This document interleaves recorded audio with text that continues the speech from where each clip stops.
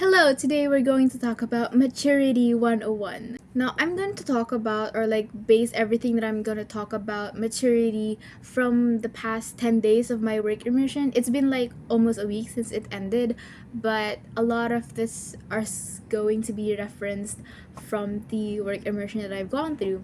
If you're curious what a work immersion is, you would know. If you're Filipino, you would definitely know what that is. But basically, in our K to 12 curriculum or the kinder to 12th grade curriculum in the Philippines, there's a subject or a program called work immersion in the 12th grade. This is basically like every student that is in the 12th grade level would be deployed to a company or like be on a similar environment as having a job. Some schools would have this just around the their institution or establishment, but in my school we did it like in actual companies, and me, I got to work with a law firm. It was kind of nerve-wracking. It was honestly nerve-wracking because at first it's like a law firm, and we already know that the law profession has like a lot of prestige around it. Like, even if you know that someone is a lawyer, like you're gonna be like, oh yeah, she's a lawyer, she knows a lot of stuff about this and that and stuff. So to me, the impression was kind of like, yeah, I actually need to be on my shit right now. And it was honestly super good. But I would like to talk about today, like what I've learned through in that work immersion experience. I think I want to explain first, like what we did there. I'm not allowed to mention any names or like any specifics of like the cases that we've gone through or like the files that they gave us, because that's not allowed. It's definitely not allowed, but I'm going to talk about like in a general sense, and then later on I'm going to talk about why I think I've matured in a way that I think I did. Oh, but also let me just make you appreciate my lashes. I just got these like the other day. Looked so cute. It's not real, it's just like a press on. Do you know you have press ons on your nails? That it's like similar to this one. Why can't you see this one?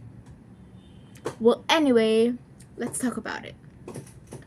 Okay, first part, what we did in that work immersion is two. For the first week, we were in like the immigration department. So we were basically just handling paperwork. They didn't let us handle like paperwork as in we were the one doing it and finalizing it.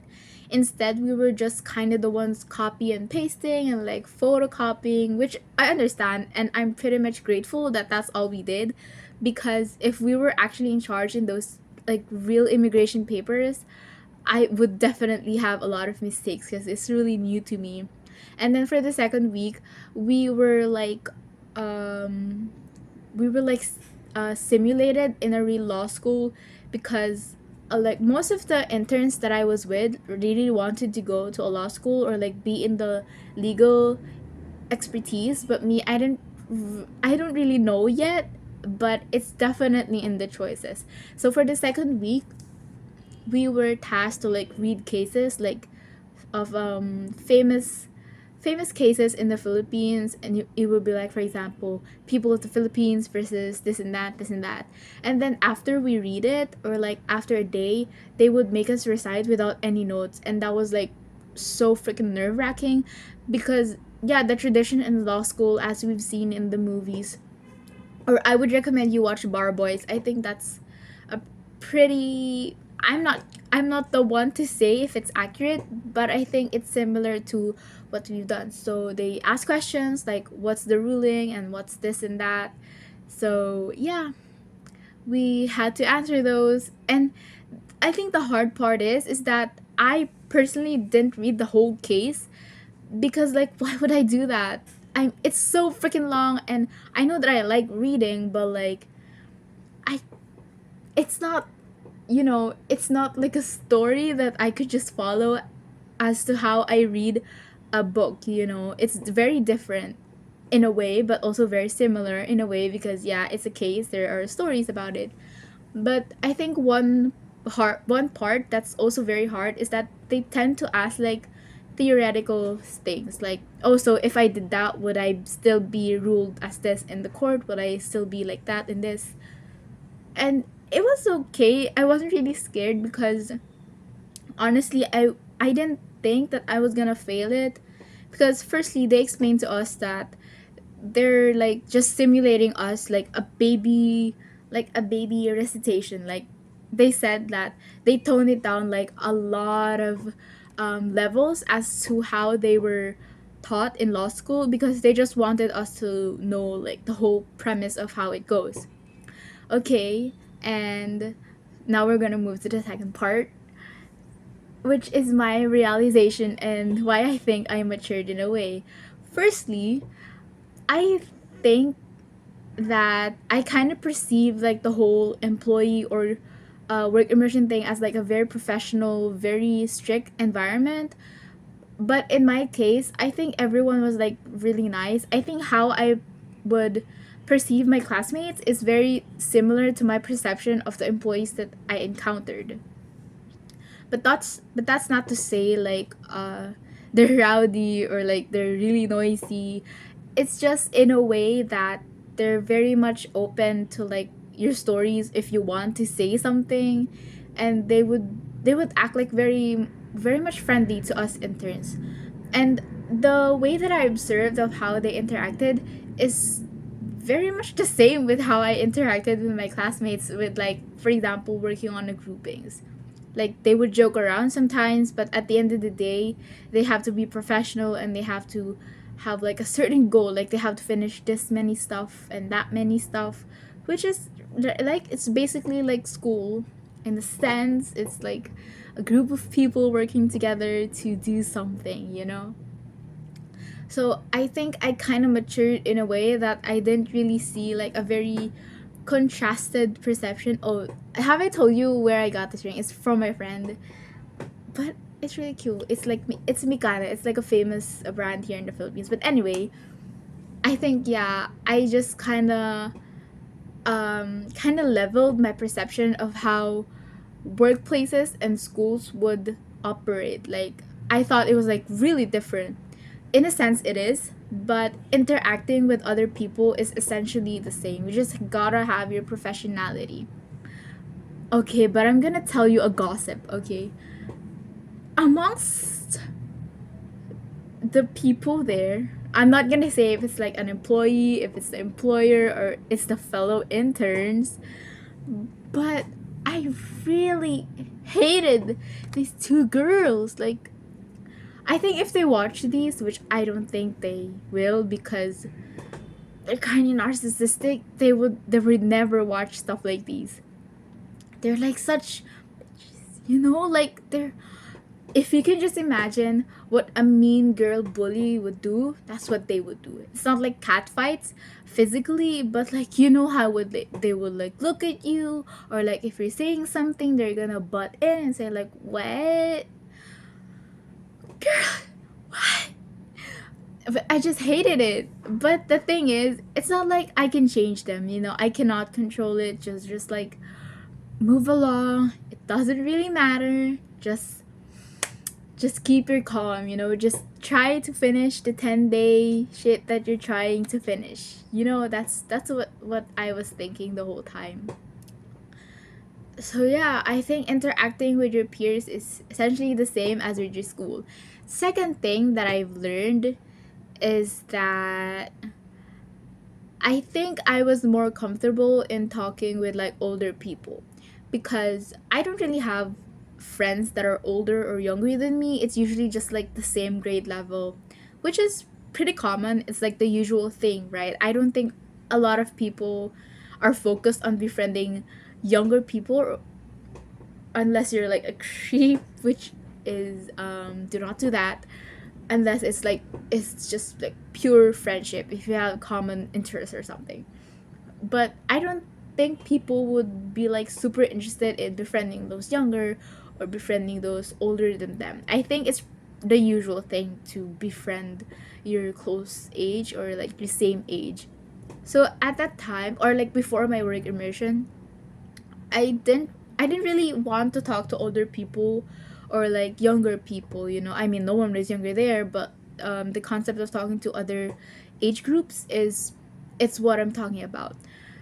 So in our work immersion in the law firm, we had to like talk a lot, firstly to the lawyers because we had to recite, and secondly to like the immigration department because we had to like confirm, like, are we doing okay, like, is this what you wanted us to do, because it's very important to ask those questions, especially if you're just an intern, which I did, thankfully. And because of how much I had to talk to older people at the time, and to like have like transactional conversations, in a sense that, okay, I'm gonna request this politely and then they're gonna give me this. Before, I was like, I hated those stuff because I hated talking to like older people, because I'm not gonna lie, a lot of the older people that I've talked to is like so, they're like so fetch. I'm just kidding. It's like they very much think they're the boss. No, I'm not targeting anyone. It's just like in a general sense. But I think it's also on my end that I tend to like, oh, could you please do this and please do that, because I would feel like I have to do that. But no, you don't really have to, honestly. Or I think from the way that I experienced it, you just gotta ask politely, not as someone just younger. You gotta ask as like in a professional way. Like for example, I asked for something as an intern. Then I said it in a way that I was standing as an intern, not just like a baby in the law firm. And I think that made me like more mature to talk to other people. Like I was getting used to talking to other age groups, because when I got back, I was like, I had to talk to this one teacher and was like, I didn't really mind, like I didn't really think about it. Because before I would like really, oh, do I say this? And do I say that? Do I say this in this kind of manner? But after the work immersion, I was kind of like, yeah, we just gotta do this. Like, I didn't even think about whether or not we should or should not. I just said, like, well, I need this, so like, I'm gonna ask. Which is kind of okay. Okay, hear me out before you tell me that like you're just gonna ask. Why were you thinking that before anyway? Okay, that's why we're maturing. Okay, we're developing as teenagers, or as as we get older. That's very much important. Thirdly, is that I think with the work immersion, I was kind of like more more productive, because in the law firm you had a lot of stuff to do, and they ask you to do a lot of, sometimes they a lot of stuff, but sometimes they don't, sometimes they do. But I think one essential part is that the getting ready part, like early in the morning I have to wake up, I have to do this and that, because before I was like, oh, can we just not do this? But of course, for the work immersion, I guess I had like this thinking that, or they're accepting us and they're like being really nice to us. So the least that you can do is actually be punctual. So that made me like, even if I wake up late, I have to be there on time. So my actions in getting ready, or my routine, was very much fastened, or like the my speed in getting ready was faster. So yeah, that's the first part in the time. So that's like 3.1. The 3.2 is that using or maximizing your whole day, because before, when I get home at 2 o'clock, I would just be resting until maybe 8 because I'm tired from school. But at the after the work immersion, I was kind of like, yeah, I wanna do more stuff, even if it's not related to the academe or to the law firm. Like, I wanna have my me time. But I know I said I would reference everything on the work immersion, but I guess that's also like a realization when I was trying to like reflect on my month on like November, because that was what I would do. Like, I would get home and I would do just one thing a day. And I didn't like that. Like, I kind of wanted to do a lot of stuff. Like, I wanted, for example, For example, for like the early morning or to the afternoon, it's school, and for the afternoon, it's for like vlogging or like my hobbies, and for the night, it's like for anime because I'm into whatever. Because yeah, it's I like to do a lot of stuff, and yeah, I just get lazy sometimes. So that's 3.2. The next one would be the 3.3. The 3.2 was like maximizing your time, right? I guess the 3.3 would be like doing everything efficiently, fastly, but very accurately. Um because in the work immersion, there was no like hourly break or like periods, right? Because in school there was like an hour for science, an hour for English, an hour for like communications. That's like the thing, right? But in the work immersion or in the actual work field, you just get the whole morning until lunch to do whatever you want. So if you spend like 2 hours, that's fine. But you have to like make it as efficient as possible for your own workload. The next one is preparing. I'm gonna reference the recitations for the cases that I mentioned that when we talk to lawyers. It's because, as I mentioned earlier, I never read like the whole cases because why would I do that? I only read like one full case, and I did, I did not so good, but also not so bad in that case because I read the whole thing because it was short, you know. But then for the rest of the cases where I didn't read, I just like kind of took out what my friend said or like what other interns said. So and in those recitations, I barely got past it. Like I do not know what I was trying to do. I was just trying to recite to get over with. But after the work immersion, I realized that like I have to like actually prepare for stuff. I can't just improv. Or I can't just like do it the last minute unless it's actually doable in like a last minute, because I don't really mind doing things last minute. Like for example, if it's just like a PE quiz, you know, who fails at PE anyway? And I would be okay cramming those kind of stuff if I can, or if it's just like super easy. But when it comes to recitation, like for example in the law firm, you have to prepare. Like you really have to put in the effort if you want to do good for yourself and for your grade. Because during the recitation, if you don't know what to say, the lawyer and you are just gonna basically just have a staring contest. And that's what I did for the cases that I didn't read. But then again, it's fine. At least at the time, it was fine. So yeah, I think that's everything that I've learned, except I really hated those two girls. I'm not gonna disclose if they were interns or whatsoever. I just hated them so much. Let's look at my eyelash again. I look weirdly different with like this style. Right? I look like a different person. Maybe it's the hair. What else did I learn there? I think that's it. I miss doing this. And thankfully, it's my Christmas break. It's my holiday break. I think that's called like winter break in other countries that has 4 seasons.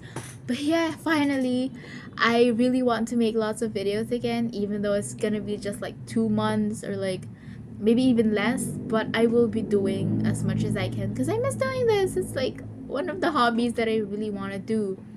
Let's look at my lashes again.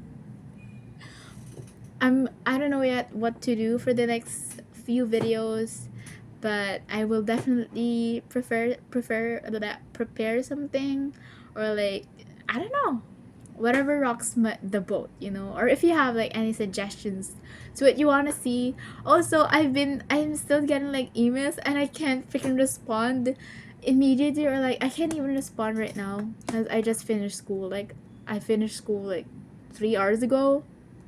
Finally, I'm free. for like a while. I might respond now or later I'll respond. But if you do have any suggestions or like whatever you think would be a funny video or like an entertaining video or just something that you think I would have an insight in, like the ending of My Hero Academia, that's a good video. Maybe I'll do a video about that. Yeah, that's it. Bye.